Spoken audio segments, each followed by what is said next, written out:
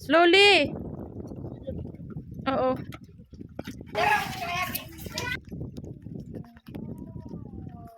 Pwede ako dito dumaan? Pwede ako magagitig-dig?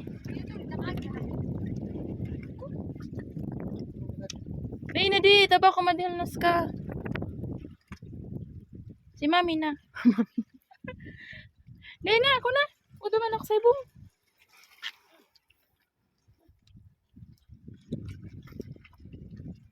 San? Dek, saan ka nagagibidig de?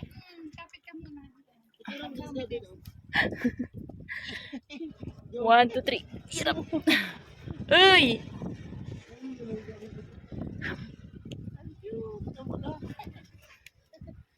Picture. Okay.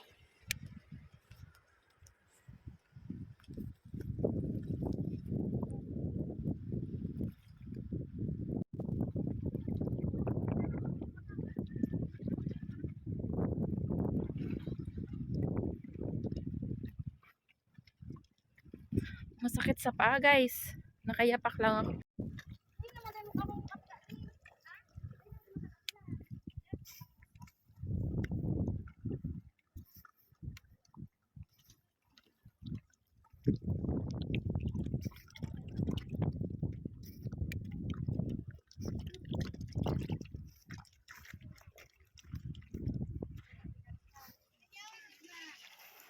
Ito guys yung Libanon dito sa amin.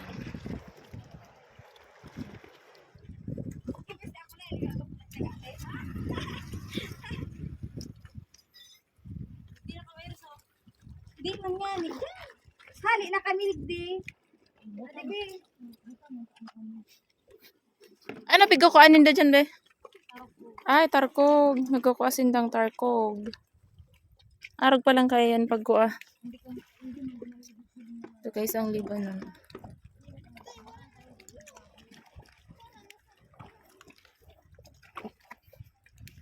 Kayapak lang ako eh.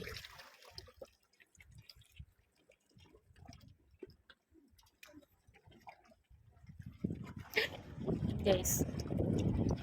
Libanon. Diba guys, ang ganda ng tubig, ang linaw.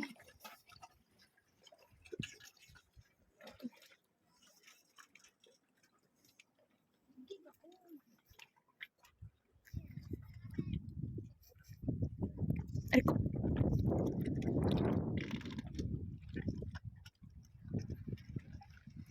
Taon na yung mga kasama ko.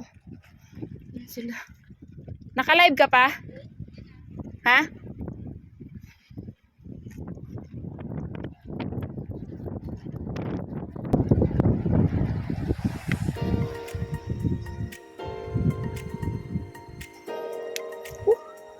Oh,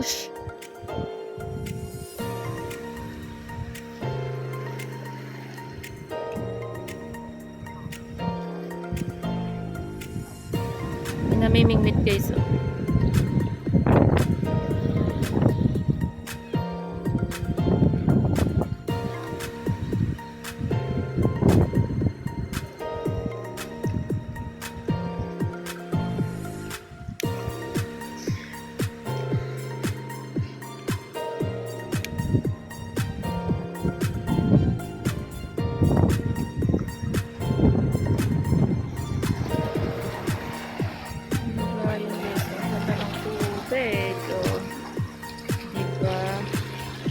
So guys, maganda ang ano ngayon, ang dagat kasi hindi siya maalon. Pero pag maalon siya guys, makita mo talaga dyan namumuti. Yan.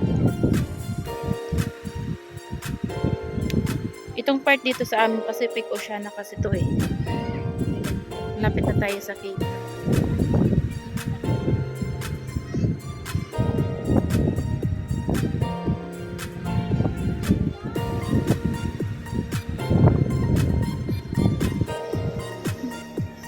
Yan guys, nakakasugot yan sa pao.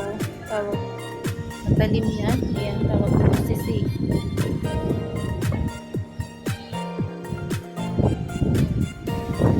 Asan na si Buboy? Hindi.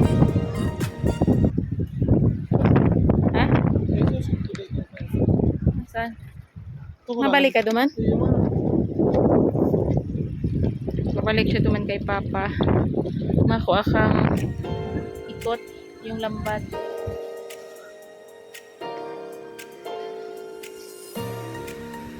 Nanguha sila guys ng pang-ulam namin.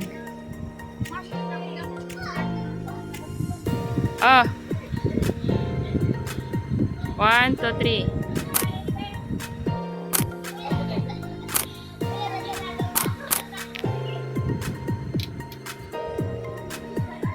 Hello, Butchikoy! Andito na tayo guys sa cave. Ayun na.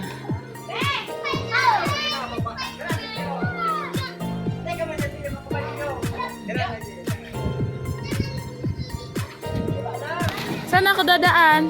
Hindi ko kaya, ma! Ha? Ate.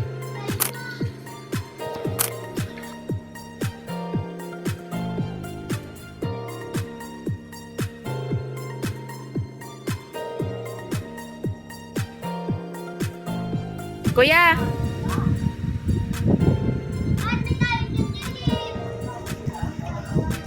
Ito guys yung tinatawag na Minso Cave. Ayan, kuweba. Ah.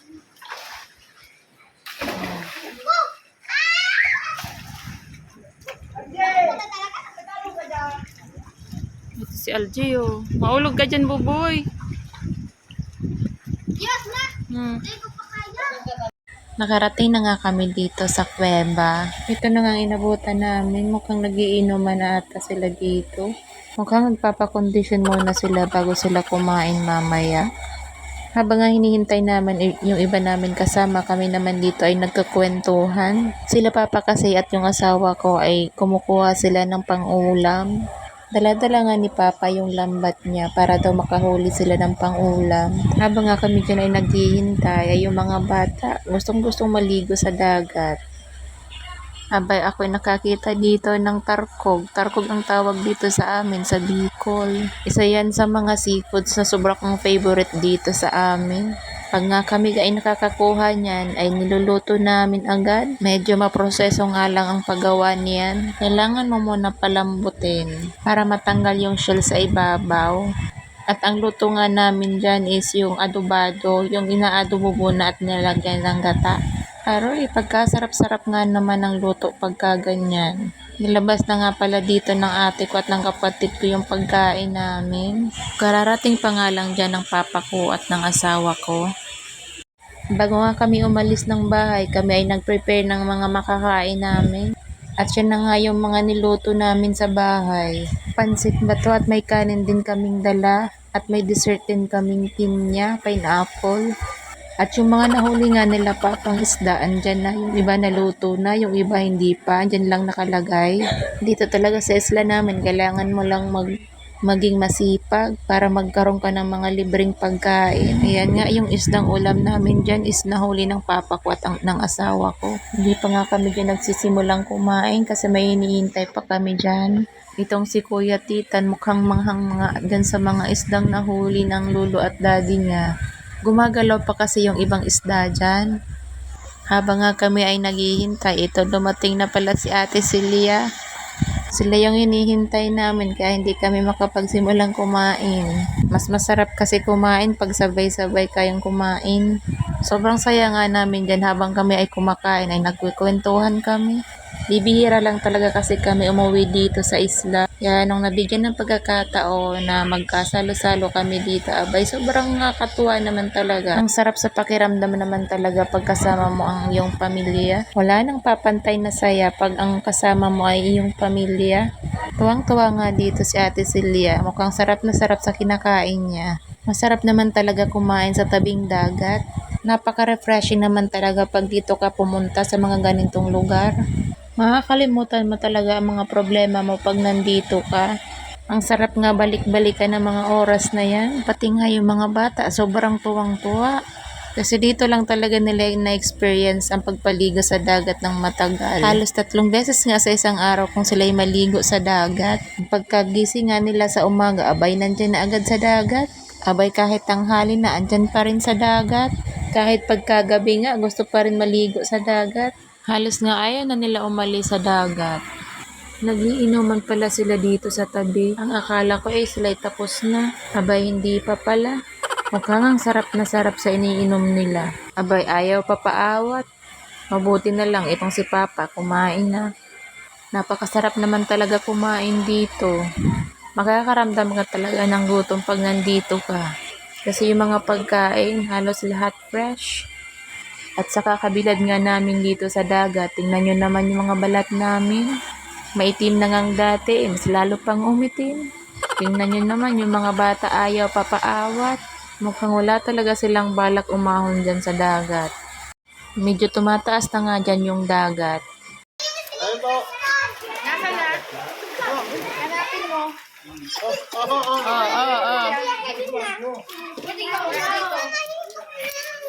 Hanapin mo dun. Baka Apulaho na ang mata ni Mitang. wala yan. Video daw.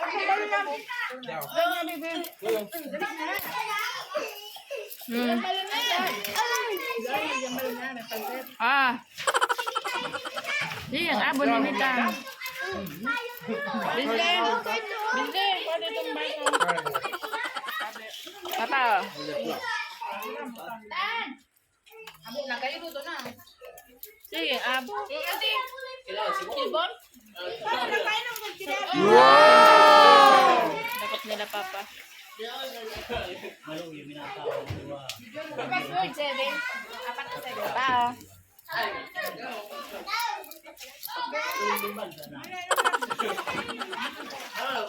May tubig o niya. Ito daw maliputin na. Paano yan? Hanggang dito na lang muna. Salamat sa panonood. God bless you all. Bye!